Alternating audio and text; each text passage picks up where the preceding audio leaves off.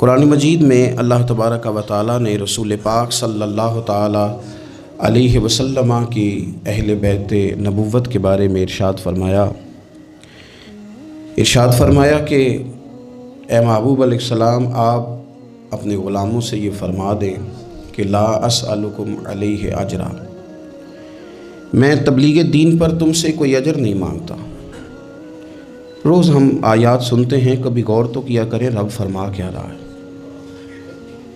وہ بات جو اللہ کے قرآن نے بیان کی ہے اور بالکل محکم اور واضح آیت ہے، اس کو دیکھیں تو صحیح، اس میں کیا فرمایا جا رہا ہے۔ فرمایا قل لا اسألکم علیہ اجرا، اے محبوب علیہ السلام آپ ان سے فرما دیں کہ میں تبلیغ دین پر تم سے کوئی اجر نہیں مانگتا، الا المودۃ فی القربی، مگر میرے قریبیوں سے پیار کرتے رہنا،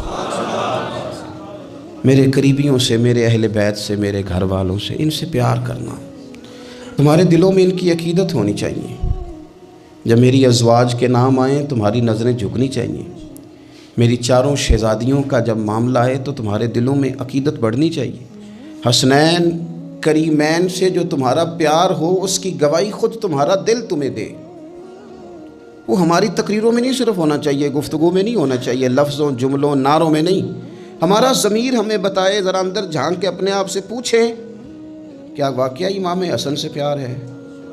کیا واقعہ امام حسین سے پیار ہے؟ آج 3 رمضان سیدہ فاطمہ الزہرا رضی اللہ تعالیٰ عنہ کا یوم وصال ہے۔ آؤ نہ سنگیو، پوچھیں اپنے آپ سے کہ اس عزت والے رسول کی وہ عزت والی بیٹی جن کے بارے میں نبی پاک علیہ السلام نے فرمایا یہ میرے جگر کا ٹکڑا ہے، بدعت منی ہے، میرے جگر کا ٹکڑا ہے، ان کے بارے میں عقیدت کتنی کو ہے ہمارے دلوں میں، کتنی کو عقیدت؟ ہم نے تو الجھا دی، ہر چیز نظر ہو گئی ہماری فرقہ واریت کی، ہر چیز بھینٹ چڑھ گئی۔ کسی نے رج کے نام لے لیا صحابہ کرام کا، حضور کے صحابہ کا، حضرت ابوبکر، عمر، عثمان کا، کسی نے ذکر کر دیا حضرت امیر معاویہ کا، تو لوگ پریشان ہو گئے، پتہ کرو یہ خارجی تو نہیں ہو گیا؟ تھرمامیٹر لے کے گھومنے لگے، لوگوں کا ایمان چیک کرنے لگے۔ اور اگر کسی نے رج کے ذکر کیا سیدہ فاطمہ کا، حسنین کریمین کا، تو پریشان ہو گئے، معلوم کرو رافضی تو نہیں ہو گیا؟ امام شافعی سے کسی نے کہا بڑا ذکر کرتے ہیں حضور کی اولاد کا، رافضی تو نہیں ہو گئے؟ آپ فرمانے لگے اگر حضور کی اولاد سے پیار کرنے والے کو رافضی کہتے ہو تو مجھے کہو، میں رافضی کہلانے کو تیار ہوں۔ کہو نا جے کر یار دے نام دا ملے میں نا انہوں چولی پا لئیے پنجے سٹیے نا، کرو تم نے تو یہ چھوڑ دیں کہ کوئی کیا کہے گا۔ آپ یہ بتائیں کہ دل کیا کہتا ہے۔ خوب پیار کریں عزت والے رسول کی عزت والی بیٹی۔ حضور کی 4 بیٹیاں، سیدہ فاطمہ سب سے چھوٹی ہیں۔ ایک تو چھوٹی تھی اس لیے بڑی پیاری تھی، دوسرا وقت زیادہ گزارا، بڑی صاحبزادیاں شادی پہلے ہو گئی، اپنے گھروں کو رخصت ہو گئی، تیسرا حضور نے نکاح کر کے انہیں رکھ بھی اپنے پاس ہی لیا، اور چوتھا حضور کی نسل بھی سیدہ فاطمہ سے چلی۔ حضرت فاطمہ الزہرا کے ساتھ حضور کا خاص پیار، دوستو خاص دلچسپیاں، خاص محبتیں۔ بیٹیاں ویسے ہی پیاری ہوتی ہیں، بیٹیاں ویسے ہی وفادار ہوتی ہیں، بیٹیاں گھر کے لیے دعائیں ویسے ہی زیادہ مانگتی ہیں۔ بیٹے ویسے 2-3 باتیں ابا کے خلاف سن لیتے ہیں اپنی بیوی سے، اپنی بیگم کے ساتھ بیٹھ کے، نہ لمبی نہیں، 2-4 باتیں کر لیتے ہیں اپنی اماں کے خلاف، سن لیتے ہیں۔ او پائی تیاں نہیں یہ سنتی ہیں، یہ نہیں سنتی، یہ کہتی ہیں تو ساری باتیں کر، میرے ابے کے بارے میں نہ کرنا۔ یہ سنتی نہیں، سوال ہی نہیں پیدا ہوتا، کیا بتائیں ان کا؟ یہ کہتے ہیں ساری باتیں کر، میرے بھائی کے بارے میں بات۔ یہ بیٹی ہے نا، اس کا ایک نظام ہے، آپ غور کریں نا، یہ بیٹیاں شہزادیاں، ان کا رنگ ڈھنگ رسول پاک صلی اللہ علیہ وسلم نے نا خاص پیار کیا شہزادی کے ساتھ۔ ایک تو وہ جو بیٹیاں دفن کر آتے تھے ان کو بتایا کہ بیٹی کا رنگ کیا ہوتا ہے، انداز کیا ہوتا ہے، اور ایک ہمیں بتایا۔ میں کس طرح یہ بات کروں کہ کھربوں اربوں کروڑوں لاکھوں رکھنے والا باپ بھی بیٹی کو حصہ نہیں دیتا، کہانیاں سناتا ہے، اس کی شادی کر دی تھی، فلانا کر دیا تھا، جس کا 2.5 مرلے کا مکان ہے اس کی بیٹی کا بھی حصہ ہے، اور جو اربوں کا مالک ہے اس کی بیٹی کا بھی حصہ ہے۔ جب اللہ رسول نے رکھا ہے تو کیوں نہیں دیتا؟ یہ نمازیں، عبادتیں، ریاضتیں، تلاوتیں ساری اپنی جگہ، لیکن یہ ظلم کر کے اگر تو جائے گا تو تجھے کھڑا کیا جائے گا حساب کے لیے، یہ جواب دینا ہے سوالوں کا، ان کا حصہ ہے وہ دینا پڑے گا۔ حضور کا کیا طریقہ تھا؟ حضرت عائشہ صدیقہ کہتی ہیں نبی پاک صلی اللہ علیہ وسلم کی خدمت میں جب سیدہ فاطمہ آتی نا تو حضور اٹھ کے کھڑے ہوتے، اور یار میں کس کی بات کر رہا ہوں بھلا، نبی پاک اٹھ کے کھڑے ہوتے، रसूल रहमत खड़े होते, हुजूर उठ के खड़े होते, सैयदा फातिमा का हाथ पकड़ के चूमते, और जहाँ खुद बैठे होते उस जगह से इनका जो मकाम और मर्तबा है ना, ये दीन है। दीन हमें क्यों ये चीज़ें सिखाई गई, क्यों बतलाया गया, ताकि हमारे दिलों में कदर रहे कि ये बड़े लोग हैं। हज़रत अली ने इरादा किया अब सब के लिए जायज़ है दूसरी शादी करनी। और खैर हमारे जो मर्द हज़रात हैं उन्होंने तो बड़ा ठीक ठाक करके उन्होंने फतवा याद किया है कि मर्द के लिए 4 बीवियाँ रखना जायज़ है। अगली बात भी है, अगर इंसाफ कर सके तो, अगर अदल कर सके तो। इतनी सी बात नहीं है सिर्फ कि 4 रखना। कुरान मजीद ने जहाँ इजाज़त दी है ना, 7 शर्त लगाई है, हुकूक अदा करे, उनके बीच अदल करे, अदल ना कर सके तो फिर 4 जायज़ है। पूरी बात बयान, हम अपनी अपनी मर्ज़ी का लेते हैं ना मसला, अगली बात नहीं उस पर बात करेंगे, भाई इतना ठीक है 4 जायज़ है, भाई आगे भी बढ़ो ना। आगे क्या है, आगे ये है कि अगर तुम अदल कर सको तो सब के लिए जायज़ था। हर एक ने शादियाँ की थी, हुजूर ने भी निकाह कसरत से किए, हज़रत अली को भी पैगाम निकाह आया। सैयदा पाक के दिल में कुछ ख्याल आया, मामूली हस्ती नहीं ना, कुछ लोग ऐसे होते हैं वो हंस पड़ें तो फूल खिल जाते हैं, और वो उदास हो जाए ना तो खुद ब खुद खिज़ा आ जाती है। लगता है आज कोई उदास हुआ था, सारे चमन में उदासी छा गई। हज़रत फ़ातिमा उदास हुई, परेशान हुई, हुजूर को पैगाम गया। नबी पाक मिंबर पे बैठे, फरमाया सुनो लोगो, फ़ातिमा मेरे जिगर का टुकड़ा है, कुर्बान जाएं। ये भी अंदाज़ होता है। फरमाया ये मेरे जिगर का टुकड़ा है, जिसने इसे नाराज़ किया उसने मुझे नाराज़ किया, जिसने इसे राज़ी किया उसने मुझे राज़ी किया। पाक रसूल की पाक बेटी, इज़्ज़त वाले नबी की इज़्ज़त वाली, शानों वाले रसूल की शानों, वो जिसने मुअज़्ज़ज़ किया घराने को, और हुसैन पाल के जिसने दिया ज़माने को। हज़रत अली शेर खुदा रज़ी अल्लाह ताला अन्हु कहते हैं मैं हाज़िर बारगाह हुआ, हुजूर आप जैसे हुक्म करें। तो हुजूर ने फरमाया सब के लिए जायज़ है दूसरा निकाह करना, पर जब तक मेरी बेटी मौजूद है अली तेरे लिए जायज़ नहीं, तू नहीं कर सकता दूसरा निकाह। ये एज़ाज़ है सैयदा फ़ातिमा का, ये एज़ाज़ है। क्यों भला? उसकी एक वजह तो ये थी कि सैयदा जल्दी चली गई थी दुनिया से। कुल उम्र 28 साल पाई है सैयदा फ़ातिमा, कुल उम्र 28 साल। 28 साल।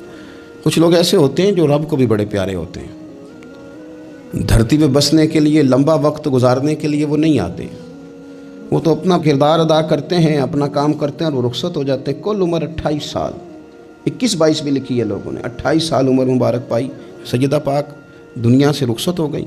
हुजूर सल्लल्लाहु अलैहि वसल्लम का ख़ास प्यार। मैं आपको एक बात अर्ज़ करूं, उन्होंने ना वो सारी तकलीफ़ें हुजूर के साथ उठाई जो दीन के रास्ते में नबी पाक को आई थी, वो सारी। हमारे यहाँ ना अब एक बीमारी है, बेटी से बात ना करो टेंशन लेती है, अम्मा को ना बताना परेशान हो जाएगी, फलाने से ना बात करना। क्यों? हकीकतों का सामना करना चाहिए। क्या मतलब है इसका? हकीकत और होती है, टेंशन और होती है। आप हकीकत का सामना करें, हकीकत बच्चों को सिखाएं, बच्चों को वहाँ लाएं कि वो हकीकत के आदी बने। हुजूर हकायक बताते, हकायक। बुखारी मुस्लिम में मिशकात में हदीस है, हज़रत आयशा सिद्दीक़ा रज़ी अल्लाह ताला अन्हा उम्मुल मोमिनीन फरमाती हैं हुजूर ने विसाल से कुछ दिन पहले हज़रत फ़ातिमा को बुलाया और फरमाती हैं कुर्बान जाऊँ, हज़रत फ़ातिमा चलती भी उस तरह थी जो हुजूर का तरीका था, बोलना भी उसी तरह का था जो नबी पाक का बोलना था, रफ्तार में गुफ्तार में हुजूर के मुशाबित। वो तशरीफ़ लाई, हुजूर ने करीब बिठाया और कान में राज की बात की। इसका मतलब है कुछ बातें बेटियों से भी राज की कर लेनी चाहिए। भाई आप गौर करेंगे और समझेंगे कि बेटी से भी कभी कोई राज की बात कर लें। हुजूर ने बुलाया और फिर कान में को बात की, कान में नबी पाक सल्लल्लाहु अलैहि वसल्लम ने, तो हज़रत फ़ातिमा रोने लगी।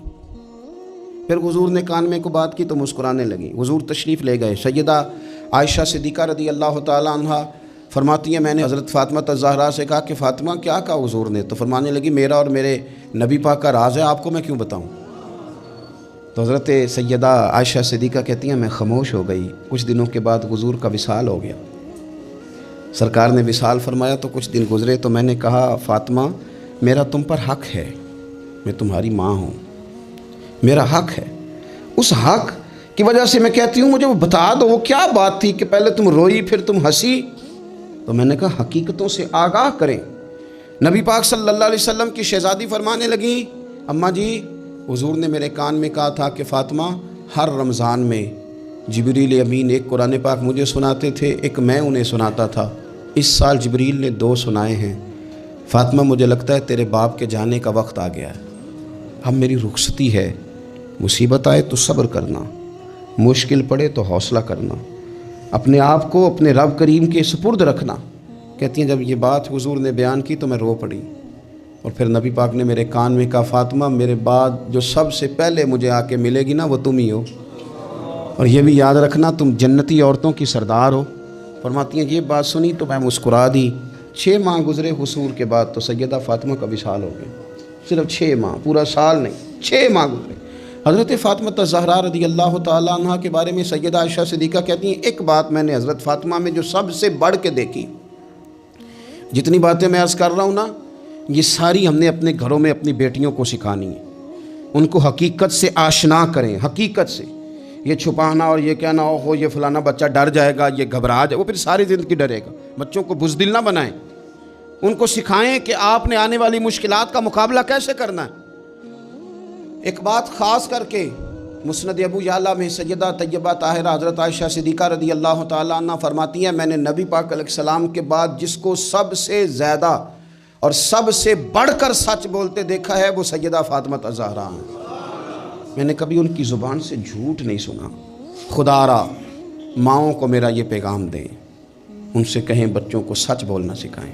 वालिद से मेरी गुजारिश है बच्चों के सामने कोई बहाना ना करें, उन्हें 1% भी ये ना पता चले कि आप झूठ बोल रहे हैं, 1% भी कोई बहानाबाजी ना सिखाना उन्हें, वरना वो तुम्हारे साथ धोखा शुरू कर देंगे।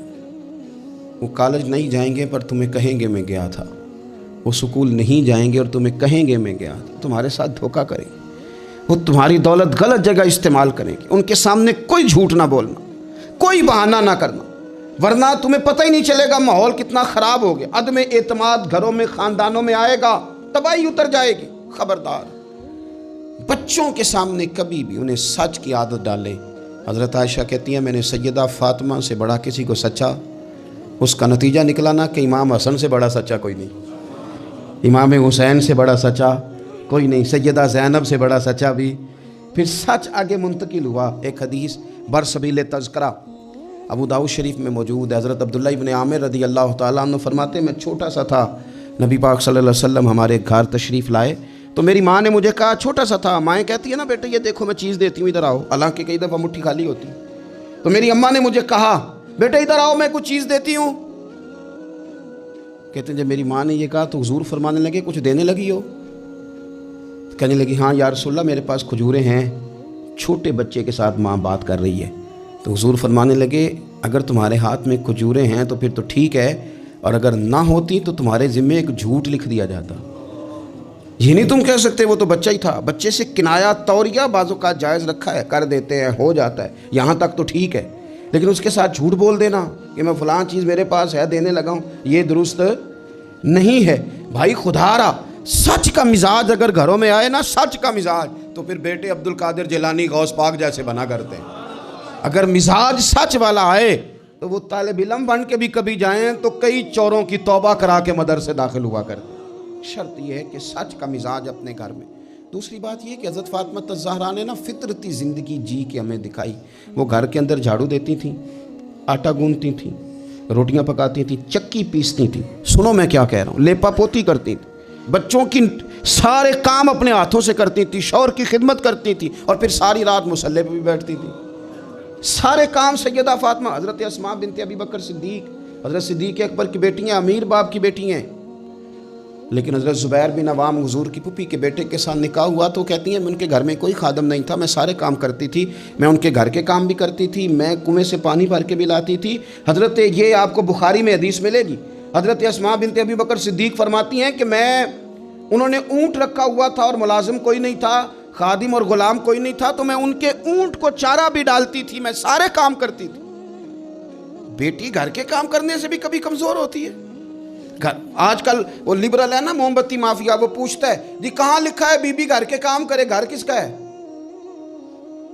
वैसे तो वो कह रही है मैं किसी की मुदाखलत भी पसंद नहीं करती, मेरे घर में आके नंद बात ना करे, तब तो वो कह रही है कि मेरे घर में मुदाखलत भी कोई ना करे। और जब काम करने की बारी आई है तो कहते हैं किस हदीस में लिखा है? बिल्कुल नहीं किसी हदीस में लिखा, इसमें कोई शक नहीं, लेकिन ये ज़रूर लिखा है कि मदीने वाले की साहिबजादी अपने घर के काम करती थी। ये ज़रूर लिखा है कि सिद्दीक़ अकबर की वो साहिबजादी کہ جن کو نبی پاک صلی اللہ علیہ وسلم کی غار ثور میں روٹی پہنچانے کا شرف حاصل ہے، وہ گھر کے سارے کام کرتی ہیں، اپنے خامند کے جانوروں کی بھی خدمت کرتی تھیں. یہ ضرور لکھا ہے، یہ سیرت اپنائیں.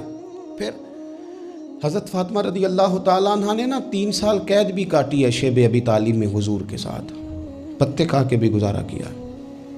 احد میں جنگ عروج پہ تھی تو حضور ساتھ لے کے گئے تھے حضرت فاطمہ کو. سیدہ مشکیزے میں پانی بھر بھر کے زخمیوں کو پلاتی تھی، دعائیں دیتی. بڑا عجیب منظر ہوا. مولا مرتضیٰ شیر خدا کرم اللہ تعالی وجہہ الکریم ارشاد فرماتے ہیں کہ عجیب ہم نے منظر دیکھا کہ حضور کا وجود لہو لہان ہو گیا. تو میں نے دیکھا کہ سیدہ فاطمہ دوڑتی آ رہی. مجھے لگا کہ یہ کمزور ہوں گی، لیکن حضرت فاطمہ نے کیا کیا، میں پانی بہاتا تھا اور سیدہ حضور کے زخم دھوتی تھیں. پھر اس دور میں طریقہ تھا کہ کوئی کپڑا گرم کر کے زخم کے اندر جلا کے دیا جاتا تھا. کہتے ہیں یہ بڑا مشکل کام تھا، پر میں نے سیدہ فاطمہ کا حوصلہ دیکھا، وہ جو حضور نے انہیں دیا تھا، جو نبی پاک نے تربیت کی تھی. انہوں نے خود کپڑا جلایا اور حضور کے زخم میں جب وہ دے رہی تھیں تو حضور تھوڑی تکلیف محسوس کرنے لگے تو ان کی آنکھوں میں آنسو آئے. انہوں نے وہ ساری آزمائشیں، وہ سارے رنگ، وہ سارا کچھ حضور کے ساتھ دیکھا، غربتیں بھی حضور کے ساتھ کاٹیں. میں کیسے کہوں کہ آج کل ہمارا لاڈ صرف اتنا ہے کہ جی جو بچے مانگتے ہیں میں لا کے دیتا ہوں. یہ کوئی کمال ہے؟ یہ کوئی کمال ہے؟ یہ تو آپ نے الجھا دیا انہیں. آپ نے ان کو بگاڑنے میں اور محنت سے انہیں دور کرنے کے لیے آپ نے ظلم کیا ان کے ساتھ. جو مانگتے ہیں لا کے. یہ کوئی کام ہے کرنے والا کام تو یہ تھا کہ بچوں کو کچھ نہ ملے تو انہیں صبر کرنا بھی آئے، انہیں کچھ نہ ملے تو انہیں اپنی زبان شکوے سے روکنی بھی آئے. حوصلہ اگر آپ دیکھیں نا، حضور فرماتے ہیں کسی باپ کا اپنی اولاد کے لیے سب سے اچھا تحفہ پتہ کیا ہے؟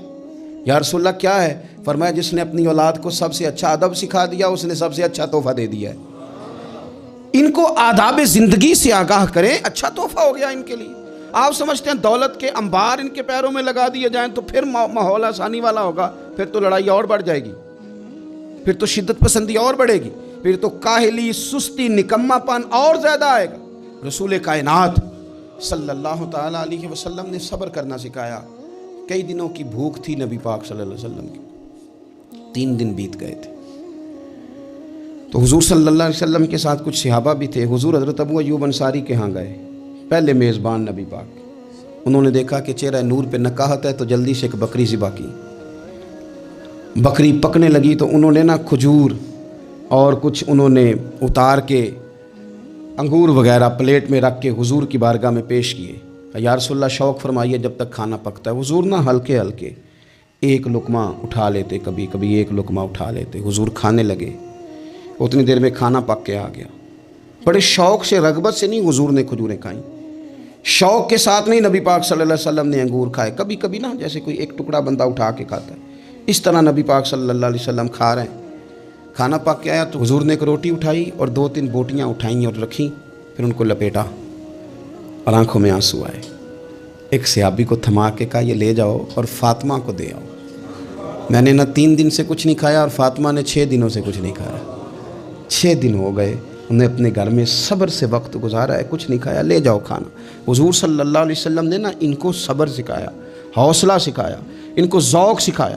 اور پھر آپ نے سوسائٹی کے اندر کوئی کام کرنا ہے، کوئی انقلاب برپا کرنا ہے، کچھ آگے بڑھنا ہے، معاشرے کو، ملت کو، قوم کو، آپ نے قبیلے کو کچھ دینا ہے، تو اس کے لیے اگر آپ کے گھر والے آپ کا ساتھ دینا تو پھر کام کرنا آسان ہو جاتا ہے. لیکن اگر مشکلات گھر سے پڑنی شروع ہو جائیں، گھر والے حوصلہ شکنی کرنے لگے، گھر والے اگر کمزوری دکھانے لگیں تو پھر بہت سارے کام جو بندہ کرنے کی صلاحیت رکھتا ہے وہ بھی نہیں کر پاتا.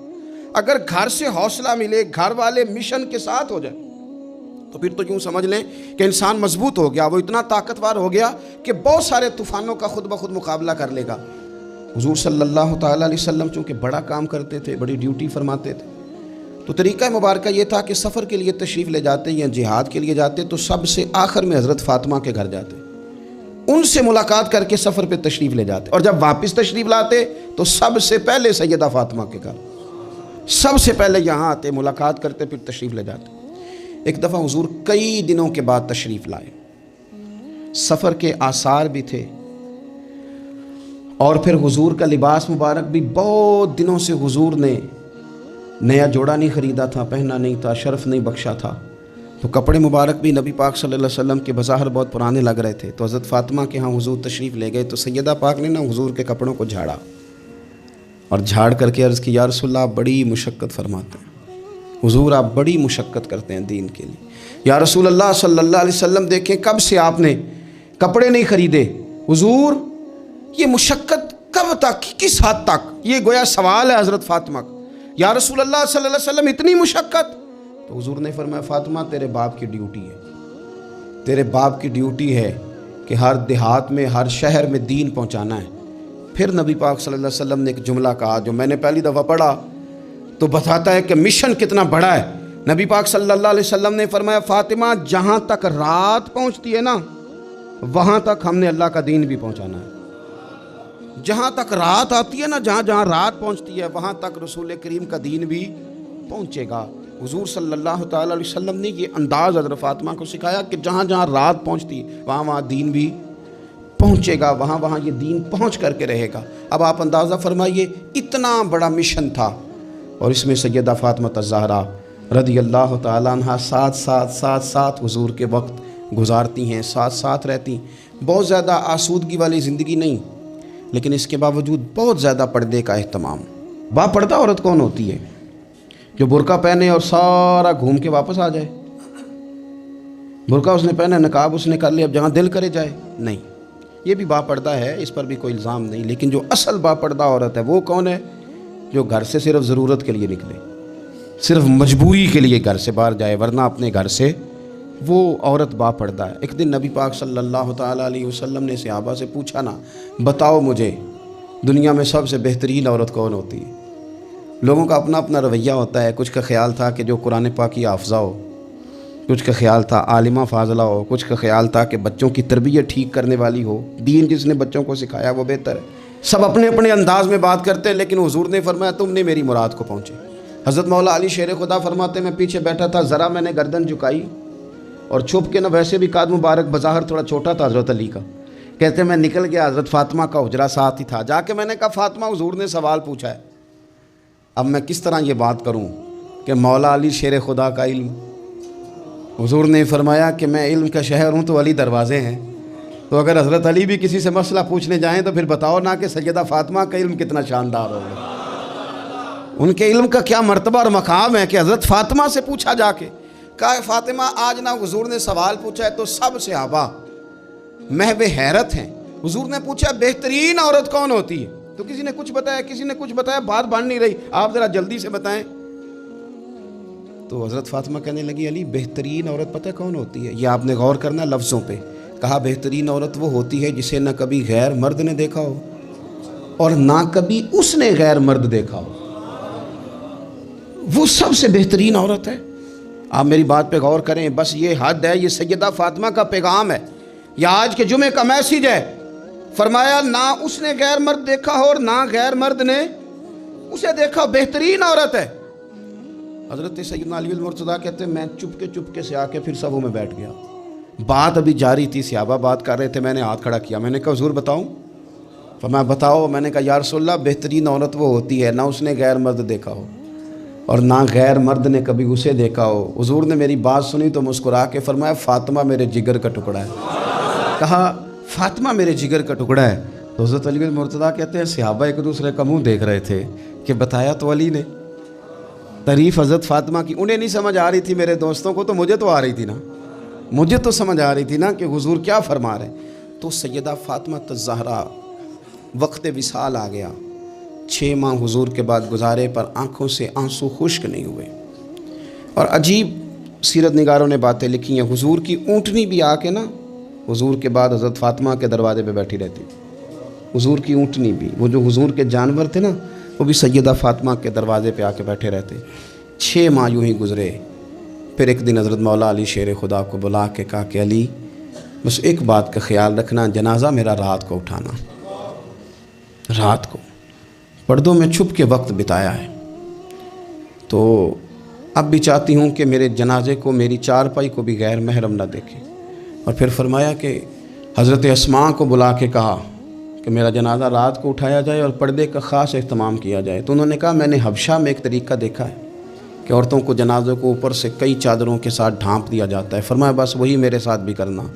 رات کوئی جنازہ اٹھا تو شاید مدینے میں آج کوئی آنکھ ایسی نہیں تھی جو خشک رہی ہو۔